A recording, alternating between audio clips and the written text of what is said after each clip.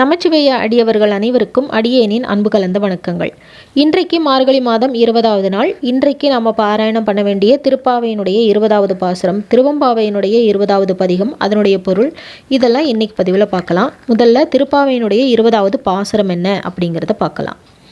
33 அமரர்க்கு முன் சென்று கப்பம் தவிர்க்கும் கலியே துயிலலாய் செப்பமுடையாய் திரளுடையாய் செற்றார்க்கு வெப்பம் கொடுக்கும் விமலா துயிலலாய் செப்பன்ன மென்முலை செவ்வாய் சிறுமருங்குல் நப்பின்னை நங்காய் திருவே துயிலலாய் உக்கமும் தட்டொழியும் தந்துன்ம நாளனை இப்போதே எம்மை நீராட்டேலோ ரெம்பாவாய்.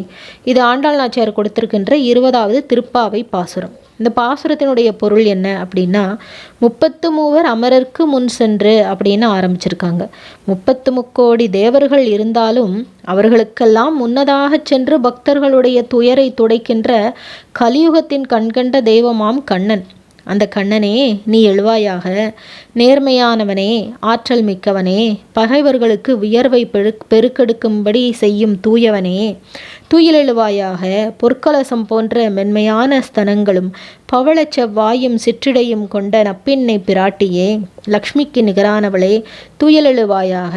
எங்களுக்கு விசிறி கண்ணாடி ஆகியவற்றையும் உன் கணவனாகிய கண்ணனையும் தந்து இப்போதே எங்களை அருள்மலையில் நனையச் செய்வாயாக அப்படின்னு எழுப்புறாங்க தோழிகளெல்லாம்.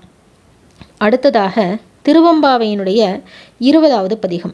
போற்றி அருளுகனின் ஆதியாம் பாதமலர், போற்றி அருளுகனின் அந்தமாம் செந்தளிர்கள், போற்றியெல்லா உயிர்க்கும் தோற்றமாம் பொற்பாதம், போற்றியெல்லா உயிர்க்கும் போகமாம் பூங்கழல்கள், போற்றி எல்லா உயிர்க்கும் ஈராம் இணையடிகள், போற்றிமால் நான்முகனும் காணாத புண்டரீகம், போற்றியாம் உய்ய ஆட்கொண்டருளும் பொன்மலர்கள், போற்றியாம் மார்கழி நீராடேலோ ரெம்பாவாய்.